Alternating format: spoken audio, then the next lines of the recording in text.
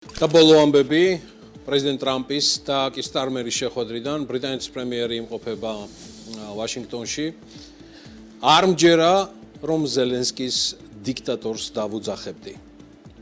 ამის შესახებ შეერთებული შტატების პრეზიდენტმა დონალდ ტრამპმა დიდი ბრიტანეთის პრემიერ-მინისტრ კիր სტარმერთან შეხვედრამდე ჟურნალისტებთან საუბარში განაცხადა. ერთ-ერთმა ჟურნალისტმა ტრამპს კითხა: კიდევ გჯერათ იმისა, რომ ზელენსკი დიქტატორია? მე ვთქვი ეგ? არ მჯერა, რომ ამას ვიტყოდი. უპასუხა ტრამპმა. ცნობისთვის პლატფორმა Truth Social-ზე, ანუ ტრამპის სოციალურ ქსელში 19 თებერვალს გამოქვეყნებულ განცხადებაში ტრამპმა უკრაინის პრეზიდენტი ზელენსკი როგორც არჩევნების გარეშე დიქტატორი მოიხსენია, არც მე დააკლო. მშვიდობა უნდა მოვიგოთ. ეს არ შეიძლება იყოს მშვიდობა, რომელიც ასაჩუქრებს აგრესორს. ისტორია მშვიდობის მყოფლის მხარეს უნდა იყოს და არა დამპყრობლის. ამის შესახებ კիր სტარმერმა, დიდი ბრიტანეთის პრემიერ-მინისტრმა განაცხადა ვაშინგტონში პრეზიდენტ ტრამპთან შეხვედრისას.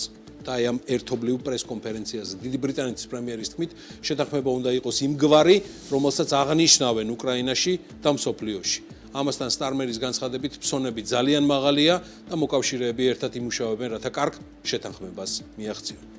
კიდევ რამდენიმე ამონარიდი ბრიტანეთის პრემიერის და პრეზიდენტ ტრამპის შეხვედრიდან, მადლობა არაჩვეულებრივი ბრიფებისთვის, თავად არაჩვეულებრივია მეორმიშვილს. პრეზიდენტ დონალდ ტრამპი აცხადებს, რომ უინსტონ ჩერჩილის ბიუსტი ოვალურ ოფისში დაბრუნდება, იქ სადაც მისი ტრადიციული ადგილია.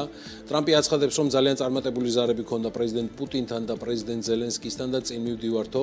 აღნიშნავს ნატოს გენერალურ მდივანთან კომუნიკაციას, ასევე მისი გუნდისა, ცეცხლის შეწყვეტის შეთანხმება ან ძალიან მალე იქნება უკრაინაში, ან საერთოდ არ იქნებაო.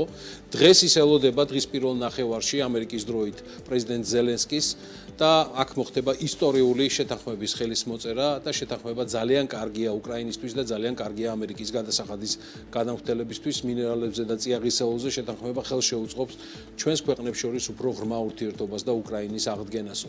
ცეცხლის შეწყვეტა გრძელვადიანი მშვიდობის საწინდარი იქნება, აცხადებს დონალდ ტრამპი.